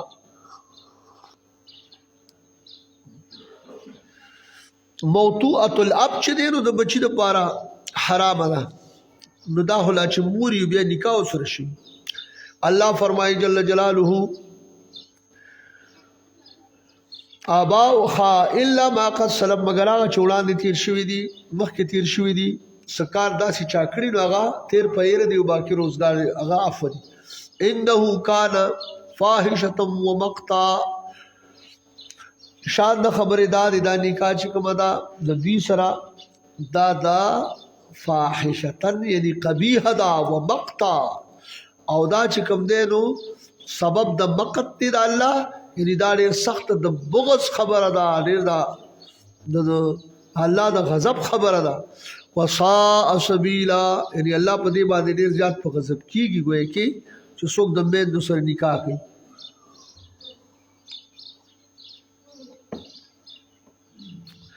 نو په دې ځای کې چې نکاح سره کړي ستاسو پلارانو، نو یو دغه خو دغم ده چې میندې خو پکې راغلي، که مور هر یو وچي د خپله مور ده او که نه میرنه میندې دي. خو دا آباؤکم کې بیا دلته نیکونه هم راغلل، پلار نیکه ور نیکه ټر نیکه کر نیکه داسې پسې ځه په باره باندې اصول. نو دا پکې نشته دی چې یاره خیر دی د نیا سره نکاح جایز ده، لکه اهل ظواهر په دې باندې دغه کوي چې یاره د نیا سره نکاح څه ده، وایي دا جایز ده. حالانکه قرآن باندې سوچ نه دی کړی، دا پکې نشته که نه. ښه، او تاسو ګورئ په نیکه باندې هم د پلار اطلاق راغلی دی، په تره باندې هم د پلار اطلاق راغلی دی، په خپل پلار خو دی که نه. نو مطلب دا دا نیکونه هم په پلار کې داخل دي، او دغه هم چې دی نو د نوسي دپاره د هغې دغه څه دي، دا حرام. الله فرمایي جل جلاله اوس وساء سبیلا، او ناکاره لار ده. اوس دې دی کې تفصیل درته د هغې زنانو کوي کومې چې د ده دپاره الله حرامي کړي. حرمت علیکم امهاتکم، حرامي کړي شوي دي په تاسو باندې میندې ستاسو، امهاتکم یې ښه، امهاتکم ستاسو میندې. نو میندې چې کوم دي نو په دې کې مور د مور مور د مور مور د مور مور داسې پسې راځه، او دا پکې ټولې راځي. هلکه تاسو وایئ که نه ام الام امن، اب الاب ابن، داسې پسې لږ لاړ شه ام ام ام ام امن، داسې که نه دا پسې لږ نور هم راواخله، دغه میندې دي. امهات یې ویلې دي. حرمت علیکم امهاتکم، نو دې کې به ترجمه تاسو داسې کوئ چې حرامې کړي شوي دي په تاسو باندې. امهات خو جمع ده د ام که نه، او د جمع اضافت چا ته شوی دی؟ ضمیر ته شوی دی. چې کله د جمع اضافت ضمیر ته راشي نو جمعیت باطلي، استغراق فایده کوي. نو ټول میندې ښه چې په چا چا باندې اطلاق د مور راځي شرعا، نو بس هغه پکې که هغه مثال خپله مور ده، که دغه نور دي، که نیا ده، که مثال په طور باندې د هغې مور ده، د هغې مور ده، د هغې مور ده، په ښکته ده. الله فرمایي جل جلاله وبناتکم، او حرامې کړي شوي دي. دې ځای باندې تاسو دا تفسیر جلالین چې وګورئ نو دې باندې وي دا شامل دي چاته؟ جداتو ته هم ښه، من قبل الاب و اب الام ښه. وبناتکم، او حرامې کړي شوي دي په تاسو باندې لوڼه ستاسو، لوڼه ستاسو، لورو د لور لور، د لور د لور لور، د لور د لور د لور د لور د لور د لور، داسې پېژه. خو یاره او دارنګې چې کوم دی نو څه د حرامې کړي شوي ستاسو لپاره، یعنی بنات لوڼه ستاسو، د لوڼو لوڼه داسې پسې بیا ورځه ټولې ښه. نو دې وجې نه وایي دا شاملې دي او بنات الاولاد ته، وإن سفلنا لاندې. واخواتکم، او حرامې کړي شوي دي ستاسو لپاره ستاسو خویندې، که هغه من جهت الاب وي که من جهت الام وي. خو یو کیسه پکې بله چې دی نو اهل ظواهر کوي، هغې وایي د څلورمې خور سره نکاح جایز ده. څه وایي؟ او دلیل څه وایي بزرګانو؟ وایي اخوات چې دی نو دا جمع ده، او اقل د جمع درې دي. نو چې د دریو پورې ناروا، او چې د دریو نه وراوړې نو بس بیا ټیک دي، بیا وایي خیر دی کوئ ورسره. قرآن سوی د دې ټکراو نه راځي، موږ ته وایي په ښکاره ټکراو راغلی دی. څنګه؟ الله فرمایي واخواتکم، اخوات جمع ده د اختې، اختن، او د دې جمع څه شوی دی؟ اضافت کوم ضمیر ته شوی دی. دا هلکه جمعیت یې دله باطل کړی دی چې ته وایې چې عقل د جمع درې دي. نو چې عقل د جمع درې شو نو چې استغراق یې پیدا کړو نو ټولې خویندې رالې که رانلي؟ ټول خويندې را دي وعماتکم او حرام کړی شوي ستاسو دپاره ستاسو پوپیانې یعنی معنا دا ده چې ستاسو د پلارانو خويندې ستاسو د نیکونو خويندې داسې پسې ځه عمات د پلار خور ته چې دی نو پوپی وي د مور خور ته خاله وي نو موږ او تاسو خو اکثر پکې فرق نه کوم وایو ترو که نه ترو نو د پلار هغه مور د پلار هغه خور ته هم ترو وایو د مور خور ته هم ترو خو بیا پکې فرق دا شته ښه د صوابۍ طرف ته پکې دا فرق خلک کوي اردو کې هم دا فرق شته د خاله او د پوپی په دغه باندې ښه په دې خبره پوه شو الله فرمایي جل جلاله وخالاتکم نو دې کې ګوره خدای پاک هم پکې فرق کړی که نه عمات ستاسو خو ټولې پوپیانې او ټولې خالاګانې وبنات الاخ وبنات الاخت الکه حرام کړي الله وی حرام کړي شوي دي په تاسو باندې ورېري او خورزي بنات الاخ نو ټولې پکې دلته براولې خاص نه چې ته پکې بل څوک پیدا شوي چې د دونه ورېرو سره نه کېږي او د بیا وروستو کوه دا پکې را نه شي ټولو ورېرو سره هلکه د ټولو خورزو سره او بیا د درویري لور داسې پسې ځه او د خورزي لورو داسې پسې ځه دارنګې د خوري لورم ګورې دا یاد ساتې یو پیره موږ ته داسې یو څه مسله راغله دا ذهن داسې بند چې خدای پاک چې بیا نو چې د خورزي لور بند منه شوه نو دا خوري څوک دی دا هم د دغې خور نه پیدا دی که نو د خوري لور یا د خوري د دغه د لور داسې پسې ځه دا هم حرامي دې خبره پوه شو که نه الله فرمایي جل جلاله ويدخل فيهن اولادهم پدې کې وي د دې بنات الاخ او بنات الاخت چې کوم دي اولاد هم پکې داخلي دي صراحت راغی وامهاتكم اللاتي يرضعنكم او حرام کړی شوي دي مین دي ستاسو هغه ارضعنكم چې تاسو ته پیدا کړی دي تاسو رضای مین دي هلته کې د مین خبره کړې ده نو دلته کې التي ارضعنكم وصل واخواتكم من الرضاعه او حرام کړی شوي دي خویندې ستاسو د رضاعت نه څومره خویندې چې ستاسو رضایي وي ټولو سره نکاح ممنوع ده خو تاسو وایئ چې هلکه زه صحیح ده که نه زه تاسو ته ښیم چې دې کې به اخوات جمع ویلې ده خو یوه خور پکې راغله نو مثال په طور باندې یو سړی دی هغه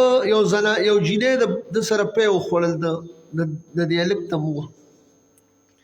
نو دا خو د ده خور شوه که د رضایي نو اوس د ده دپاره دا حرام ده د ده دپاره یوازې نه ټول وروڼو دپاره د هغه شوه نو دا اخواتکم راغلی دی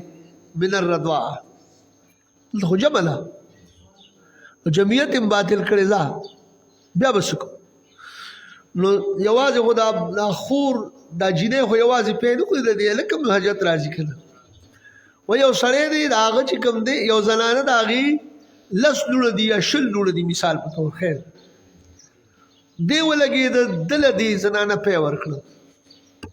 د هلک له دې زنانه پی ورکړه نو دا راته ووایي چې دا 10 واړه ولې حرامې دي او 20 واړه او که نه دا یوه بس د دغې زنانه ټولې لوڼه د ده دپاره حرام پوه شو نو دا نه چې یوه پکې حرامه شو نور نه ټولې ښه ځکه راغلی دی واخواتکم من الرضاعه پوه شوې په دې خبره کې جی نو داسې چل دی چونکې قرضات واقع ثابت شو لکه یو خواسي یو زنانه وایي چې بس دا چل شوی دی نو په هغې باندې چې کوم دی دغه ته به بیا کتی شي که دا رضاعت ثابت شو نو بیا به فسخ د دې په منځ کې وشي او که نه رضاعت ثابت نه شي هسې بس چا آواز وکړو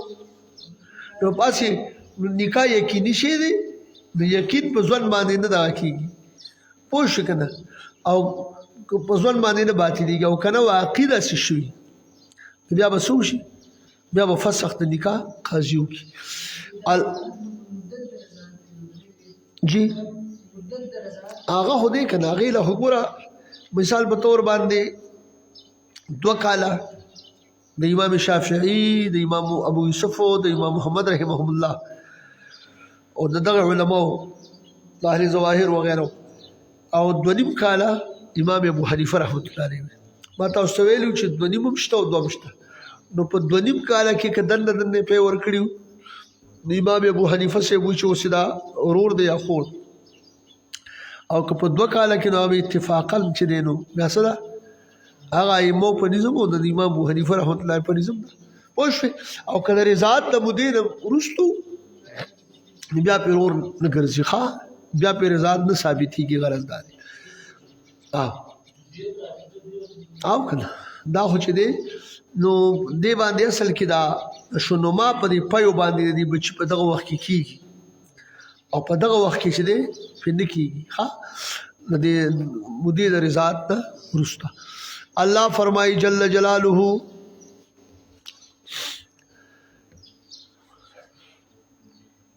و امهات نسائکم او حرام کړی شوي دي ستاسو دپاره بیبیانې د امهات نسائکم ستاسو د بیبیانو مین دي خواخیانې چې ورته موږ وایو ښه حرام کړی شوي دي وربائبکم اللاتی فی حجورکم او پرکټې ستاسو هغه چې په پالنه په تربیت ستاسو کې دي د هغې سره نکاح کول ممنوع دي ځکه د مور سره تا نکاح کړې ده او د هغې سره د معاشرت شروع دی دغسې سر ناروا دي بیا وروسته وایي من نسائکم د بیبیانو ستاسو نه اللاتی دخلتم بهن ګوره هغه زنانه چې تاسو به دخول کړي مجامات ورسره شوي نو د هغې هغه پرکټو سره ولې چې د هغې سره غېږ کې راغلې ده که نه ستا په تربیت کې ده که نه لور د دې دا زنانه شوه د دې سره دا لور راغلی ده دا لور ده د دې نکاح د دې سړي سره وشوه دو سره دخول هم کړی دی مجامات شوی دی اوس د دې نجلۍ سره نکاح نشي کولی اوس که چېرته دخول نه کړي نو الله موږ ته تاسو ته وایي فإن لم تكونوا دخلتم بهن که چېرته تاسو دخول نه کړي په دې باندې په دې میندو والا نو فلا جناح علیکم نه ګناه په تاسو باندې نشته نو بیا که ورسره نکاح د دې پرکټو سره کوی چې هلکه د سړي نه دا نوې ښه ده نو بیا خیر او که مثال په طور داسې نه وي نو بیا ورسره نکاح نشئ کولی که دخول پې شوي وي ښه اوس په دې کې یو دغه مسله چې کوم دی ګورې دا یاد ساتئ ډېره سنګینه مسله او په دې وخت کې زما په خیال سره چې زمونږ دا معاشره په دې باندې سمه کړه ده الله دې معافي وکړي مثال په طور باندې حرمت مصاهرت چې ورته ویل کېږي یو سړی دی د هغه په نکاح کې یو جینۍ ده اوس که په د دې جینۍ د مور سره دا لکه دا زوم چې دی د خواښې سره مثال په طور باندې زنا وکړه مجامعات یې وکړو نو دا لور پې حرامه شوه ټیک شوه او یا مثال په طور باندې په شهوت د دې بدن پورې لاس ولګېده شهوت سره نو بیا هم چې دی نو دا خپله ښځه په ده باندې څه شوه دا حرامه شوه دا یاد ساتئ اوس دې کې یو مسله علما ذکر کوي کتابونو بلکې هدایه ذکر کړې ده چې که مثال په طور باندې داسې شوي و چې دا لاس ولګېده او د ده سره د دې لاس لګېدو سره انزال وشو خو بیا دا خواښې بیا حرامه نه ده او که انزال نه وشوی بیا حرامه ده پوه شوې د هغې وجه دا ده چې دا لاس لګېدل چې وو نو دا د دې وجې نه حرام ګرځېدلي چې دی په دغه کې واقع نه شي نو چې څو پورې انزال نه شي نو دا یاره شته دی چې دی کېدی شي دې سره دې باندې واقع شي شابسي دوایي نو په دې وخت کې چې کله انزال وشو نو اوس هغه کالتوس ختم شو چې کالتوس ختم شنو بس اوس په دغه خواخ بیا په دې صورت کې نه حرامېږي لیکن شابه دا خپل هغه په نه حرامېږي لیکن دغه چې دی کو په شهوت لاس لګېدلی او نو بس دا خپل خزه په صدا او نن سبا الله دې معافي وکړي اکثر چې دی نو دا زموږ د معاشره ډېره اړې ته خړې ته په دې ده چې اکثر مور په خپل دوستانه کې دی زوم له چې دی لور ورکړي په خپل دوستانه کې ا دوستانه سي اج دې هغه ټول هر سړی خړید کړي دلته کې دې سره نکاح کړي کیږي دا خو د لور شو دغه زنانه پیدا ده کنه دې سره نکاح بیان کیږي او سوره معاشره ګډوډ شوی د الله دې معافي وکړي دا ولې دا قران نه واقف توب دی په دې خبره پوه شو د زمانو لډیر خیال پکا دي ناویا د خپل خواخیانو په باره کې دی به خبر نه ټول عمر به بیا چې کوم نه په نارواو کې ګرځي ښا قرآن ته څوک وګ دی نه وای نه شوي ها الله فرمایي جل جلاله وامهات نسائكم وربائبكم اللاتي في حجوركم من نسائكم اللاتي دخلتم بهن اغه زنانه تاسو بیبیان تاسو اغه چې تاسو دخول کړي په دې سره فیلم تکونو دخلتم بهن چې تاسو دخول نه کړي په دې فلا جناح علیکم نشته ګناه په تاسو باندې وحلائل ابنائکم او تاسو چې کوم دې نو ګوریانی حلائل د ابناء تاسو ګوریانی چې تاسو د بچو د زامنو چې کوم دې حلائلی وي د دې سره الله پاک چې کوم دې چل کړي یعنی دا نکاح کول حرام کړی دي ولی ځکه چې دا په واسطه د دې زوی باندې دا چې دی داغه جز ګرځیدلې دي نو جزء دي کنه دا دی وجه چې کوم دی نو دا ممنوع دي ښا الله فرمایي جل جلاله حلائل ابنائکم الذين من اصلابكم اجستاسو شاګانو دي دې کې من اصلابکم دا قید احترازي دي کم زامن چا مو بوله چاته ویلی چې دا زما زوی دی انت ابنونه ورته ویلی دی ها یا هاذا ابني اوس دا نو که دا هغه سره بیا دا هغه بیبي وي او هغه مړ شي هغه طلاق ورکړي نو د دې سره بیا نکاح کیږي چا سره دا چې ته په خوله باندې سوی ویلی پوه نه شوې ها الله فرمایي جل جلاله وان تجمعوا بين الاختين او حرام کړی شوی په تاسو باندې جمع کول په مابین د دوه خويندو کې دوه خويندې په یو نکاح کې ساتل دا جایز نه دي یا په عدت کې وسره نکاح نشي کولای چې یو لدی طلاق ورکړي دي چې راشه دا ویکنسی بدلو مکنه دا اوس د دې په ځای دار اولم الته وسره ټول جوړ کړي دي مثال نو اوس په عدت کې دل نو سره نکاح هم نشي کولای چې عدت تیر شي نو بیا بسې بیا رستو کول شي او داسې مو قتل لا معاشره ما تاسو ته ډېر ککړه شوې ده اکثر چې کم دینو او خولګي خپل خینې بوزي بچیم ته وشي اوس چې بلا کې سونه چې دینو په عدالتونو کې په دغه کې راضي کنه بهر حال الله دې زموږ تاسو په کمزوري حال رحم وکړي الله فرمایي جل جلاله الا ما قد سلم مگر هغه چې مخکې تیر شوی دي په جاهلیت کې نو هغه تاسو وایي تیر پې راکنه دا غدل تندخه چې کوم مخکې تیر شوی دي چا دا سکړی دي نو هغه بل خبره ده لیکن اوس نه ان الله کان غفور الرحیم بشک الله تعالی چې ډیر زیات بخون کې دی چې هغه کوم مخکې د منع نه کوم مخکې شوی دي ناغې له بخون کې دی رحیم او رحم کون کې دی په تاسو باندې ایمان الله رحمت باندې وکي الله فرمایي جل جلاله والمحصنات من النساء الا ما ملكت ايمانكم او حرام کړی شوی په تاسو باندې المحصنات محصنات یعنی خاو زنانا چې دا د شت نکاوي خدای خاو زوات الازواج وي خوندان شته دي من النساء د زنانو نه نو تاسو د دې سره چې کوم دې نکاح وکوي تاسو معاملې شی وا ابو سعید خدری رضی الله تعالی عنہ مبارک فرمایي چې مونږه تا د اوتاس ته دغه چې کوم دې نو مونږ ته زنانه راغللی په قید کې په دې خبره پوه شوې نو د هغوی هلته کې خاوندان نو دې زنانو دا بد وګڼل چې یاره دې زموږ سره د مجامعاتو کې دا بد وګڼل ځکه چې دی خو چې زمونږ مخکې خاوندان دي هلته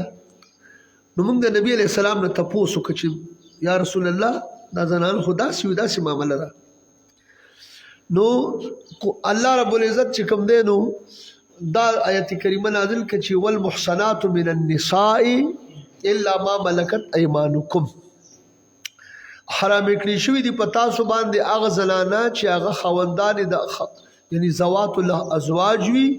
د زنانو نه نو تاسو دې سره نکاح مه کوئ نو چې کله دا مثال په طور باندې د دین مفارقت راغی او هغه چې کوم دی نو هغه خاوندان شته دي هغوی له طلاق ورکړي یا دغه اوس که مثال دا وینځې راغلی د وینځو په صورت کې داسې وشو نو بیا چې دی الا ما ملکت ایمانکم ښه نو بیا مګر دا چې هغه چې مالکان شوي دي خلاصونه ستاسو نو بیا ستاسو د دې سره چې کوم دی نو ورسره چې کله استبرا د رحم وشي نو بیا ورسره تاسو معاملات کولی شي خپل ښه یعنې ورسره میلاوېدی شي وغیره کتاب الله علیکم چې دا الله رب العزت چې کوم دین مقرر کړي دي په تاسو باندې دا وحل لکم یعنی داسې چې نکاح به ورسره نه کوئ او که تاسو سره د وینځو په صورت کې دا راغله نو بیا ورسره چې د وینځو سره چې کوم معاملات کیدي شي نو هغه کولی شي خو د استبرا د رحم نه وروستو الله فرمایي جل جلاله واحل لکم ما وراء ذلکم او حلال کړي شوي دي ستاسو دپاره هغه چې علاوه د دین دي چې کومې د حرمت نه راروانه شه دا ټولې ذکر شولې د دې نه علاوه خو ستاسو وګورئ که نه ډېرې زنانه به داسې وي چې د دې نه به علاوه او نکاح به ورسره حلالوي او کله کله سړی وایي چې یاره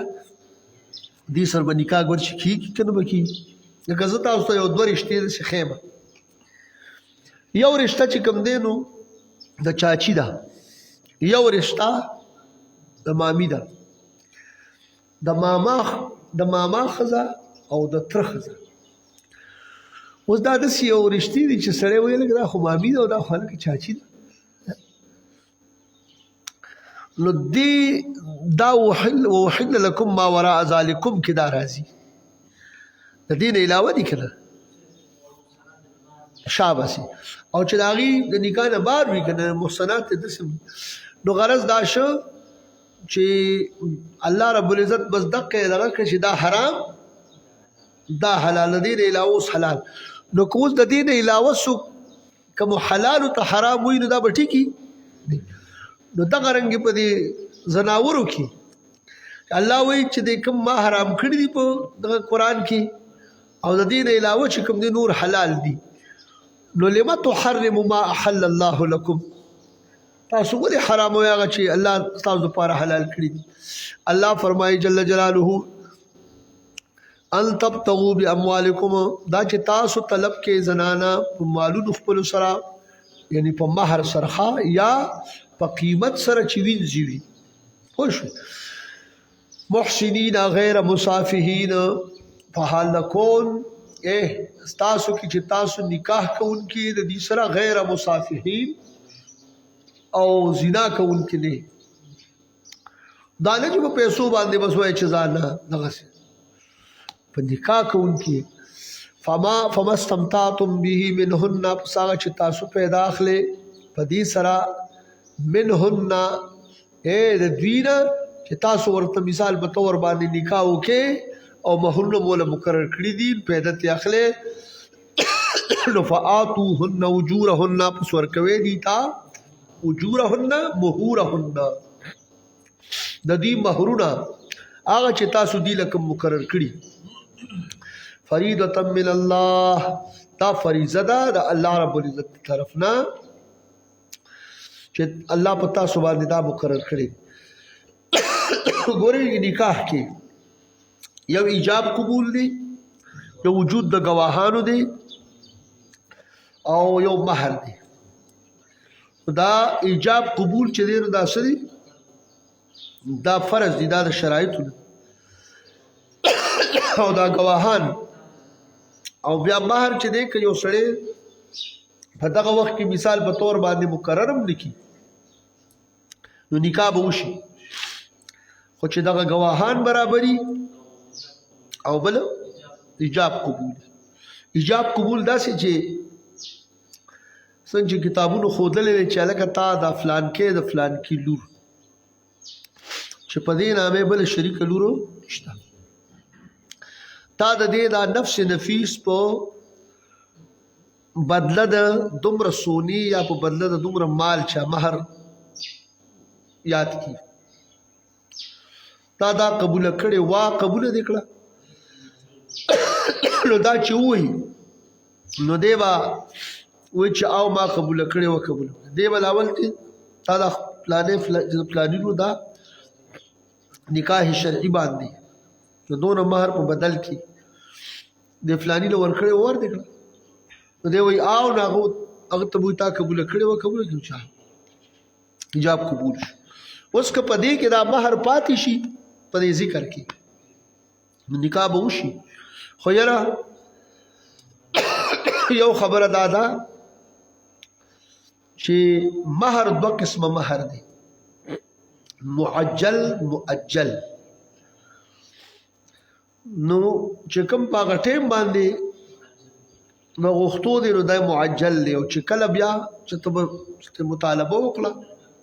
چې ټدار وي نو دا مؤجل دی. مہر مثل دی یو کنه که مقرر کړي نو بیا به ولا مہر مثل ورکی. مثال په طور د ترلونه دي داسې کنه چې کمال او په حسن او په هغه کې برابري د هغې چې څه مہر دی نو دی له به ورکي. او که مثال په طور ورسره میلاو شوي نو او طلاق راغی مثال نو بیا به ولا هسې برخه بنډه ورکي. پوهېږئ په دې خبره؟ او تا چې ورته ویل کېږي. الله فرمایي جل جلاله ان الله کان علیما حکیما، بشک الله رب العزت چې دی علم والا او حکمت والا دی. علم والا دی په مخلوق خپل باندې، حکیمه حکمت والا دی. ومن لم يستطع منکم طولا، څوک چې طاقت نه لري طولا د غنا ان ينكح المحصنات المؤمنات، دا چې نکاح وکړي د محصناتو